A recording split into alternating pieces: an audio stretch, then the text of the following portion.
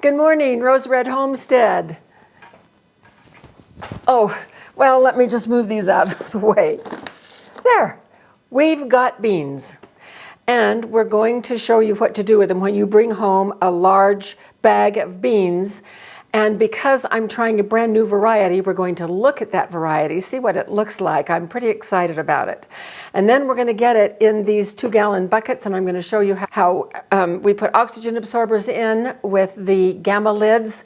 And then we are going to make, with this new beans, because I've never tasted them yet, some soup. And you might notice that these are cattle beans. Jacob's cattle beans is what they are called. Never heard of them before. I'm sure many of you have heard of them and probably have used them. I never have. And so I am expanding the variety of beans that we are putting out in our food storage. This bag is chickpeas, garbanzo beans. And I had ordered a third bag as well, but it didn't show up. So we order these through Azure Standard.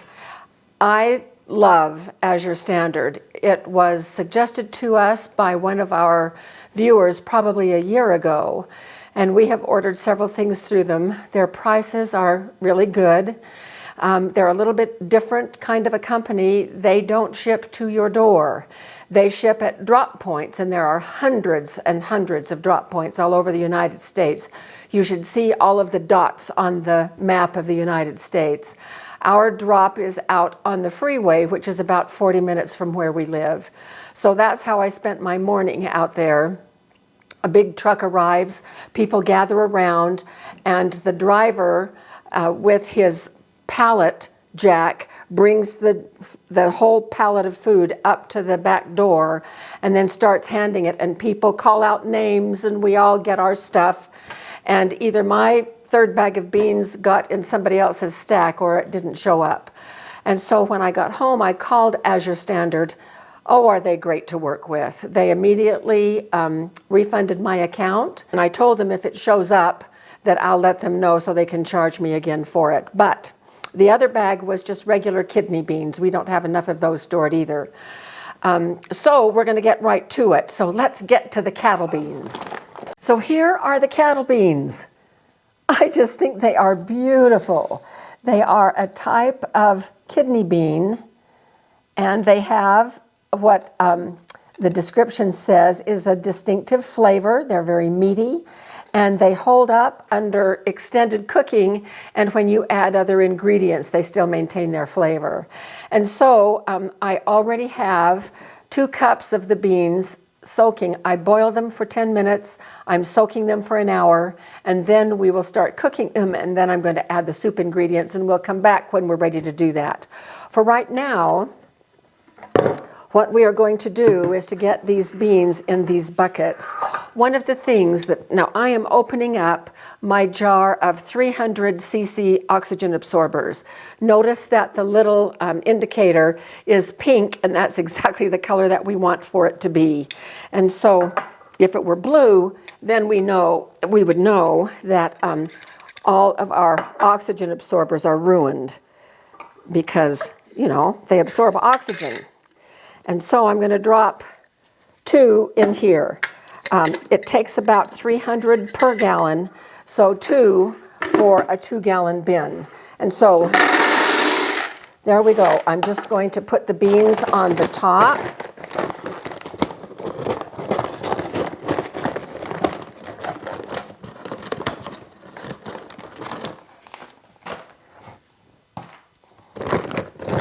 So I'm just going to do it with this pan for a minute. You know, out there at the truck this morning, everybody pitches in and rushes right up and helps lift things off. I can't lift things anymore, and I felt a little awkward sort of standing back while everybody else did the lifting. We met 2 of our viewers out there who asked me if I was rose red, so that was fun. Chrissy is one of the people that was out there, and I did not get the name of the second lady, but both were very nice, very complimentary of our site, so it was really fun to meet some of our viewers out there.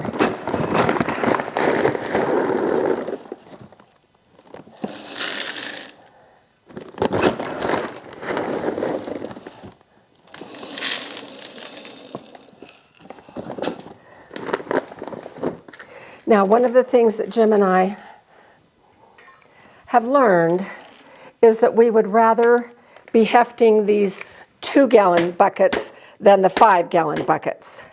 So I'm putting gamma lids on. I'm going to need to get a hammer. All right, so Jim went to get me the rubber mallet. While he was gone, I put the beans in the second bucket and forgot to put the oxygen absorbers in. So when I do that, no big deal. I just stuff them down in the middle someplace and they'll be fine. Okay, now notice that this little outside rim has a gasket which makes the bucket airtight. And so it just has to be hammered in place with the rubber mallet.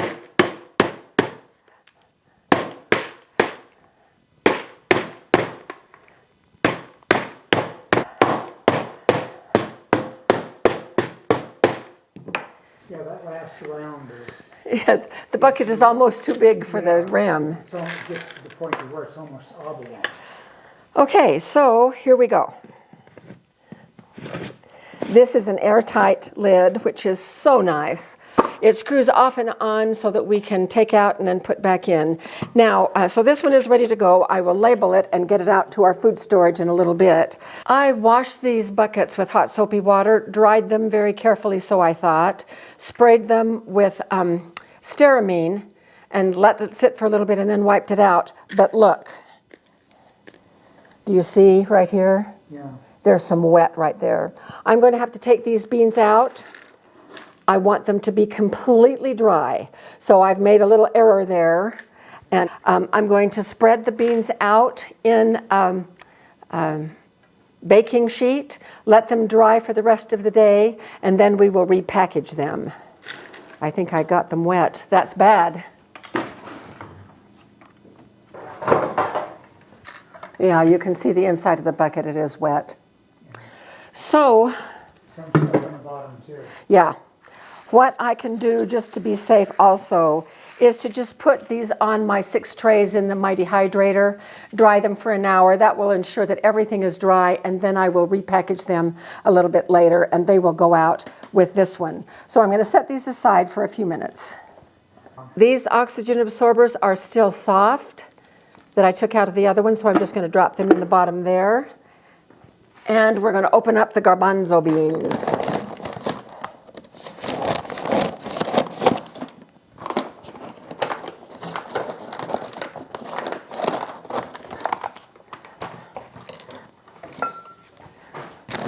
Oh, these are small.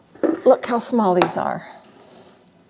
I'm used to them being larger, but they will work just fine. So I'm going to put a few potfuls in here and finish filling.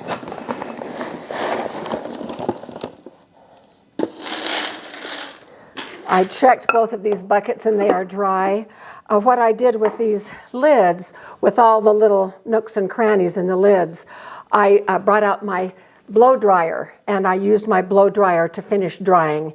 It would have taken me just a second to do the inside of the buckets too, but I thought that I had completely dried the buckets. 2 more oxygen absorbers. 1, 2.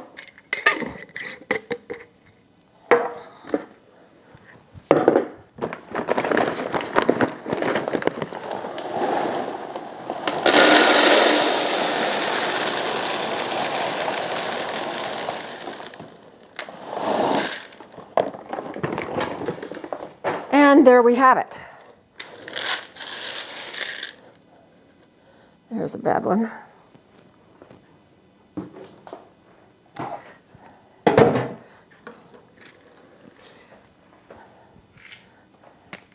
So, because Jim needs to wield the hammer on these, I don't have the strength to get that last little part done. We're going to go ahead and close down this part of the video right now, and we'll finish these off. We'll show them when we are all done. And our other beans are soaking after boiling for 10 minutes. They are standing in that hot, hot water. They have about another 45 minutes. Then I will turn the heat back on, bring you back when we are ready to add the other ingredients, and I'll show you what those ingredients are. I will put the link to Azure Standard under the description of the video, along with this simple little recipe for this bean soup using cattle beans. So we will be back soon. We are at a turning point, so I wanted to bring you back so you can see. These beans have been sitting, they're very steamy. They've been sitting on the stove soaking for about an hour. You don't want to cook in this rinse water, especially with any kidney beans.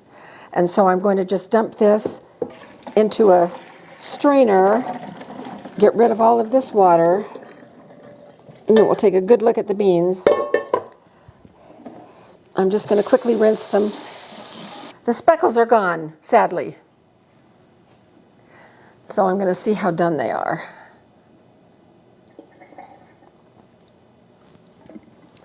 Probably another couple of hours, maybe an hour. So I'm going to just, this is hot water I'm putting in here. I'm going to just barely cover them because they have now hydrated and are about as big as they're going to get. So that's how much water over the top, maybe just under an inch. And I'm going to put them back on to simmer. Meanwhile, I just cooked a half a package of bacon. And here is the bacon grease. I'm wanting that to flavor the beans. So I'm going to just dump the vegetables in. That's about a cup of sliced carrots. This is a half a cup of dehydrated celery. If you're using fresh, you're going to want about a cup. And this is half of a great big giant onion, probably about just more than a cup, plus a couple of teaspoons of garlic. And I'm going to put this back over on the stove and turn it on low. And I don't want these vegetables to brown, but I do want them to cook just a little bit and soak up some of that bacon grease. Then, after these have cooked, the beans have cooked for about, well, until they're not quite done, then I'm going to add the bacon and the vegetables and a little bit of seasoning that I will tell you about when we come back, just about the time that we are ready to have lunch with our bean soup. So we'll see you then. All right, we are ready to try this soup. First of all, I wanted to show you the pan that I fried the bacon in, because you saw me putting the vegetables in here, and if you remember, it was all crusty and brown on the bottom. Those vegetables just on very, very low heat for about 20 minutes, deglazed the bottom of this pan, soaked up all of the bacon grease, which I wanted for flavor, and now there's no brown on the bottom of the pan, and this is exactly what I wanted, because now the flavor is all in the soup. So let's check out the soup. Now this is, oh my goodness, it smells wonderful, wonderful, wonderful. And so I'm going to dish some up so you can see it in a white plate. Look at that. This is vegetable bean soup with a little bit of bacon in it. And the beans are just as plump and whole as they can be. So let's give it a taste. They stayed intact. They are not crushed or squishy at all, which makes it really nice. They've been on the stove for about 3 hours. I had to wait for Jim to come back from town before we tried it.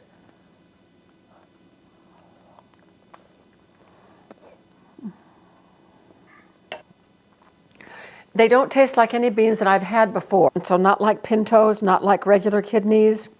They're a little bit softer than regular kidneys are. They have a good full-bodied flavor. I really like that. Now what I added in terms of seasoning was about a teaspoon of my oregano from Italy, and then a teaspoon of dried basil, and then I put in salt and pepper. And I remembered that I had an 8-ounce jar of tomato sauce that didn't seal when I made my tomato sauce about 2 weeks ago. So I added 1 jar of that tomato sauce so it has a little bit of a tomatoey flavor. The soup is really good. I believe that I would like it better more as a chili and with more bacon flavor. I can hardly taste the bacon, and that's pretty sad considering I used a whole half of a pound of bacon. I'm going to taste the liquid again. It has a very nice taste.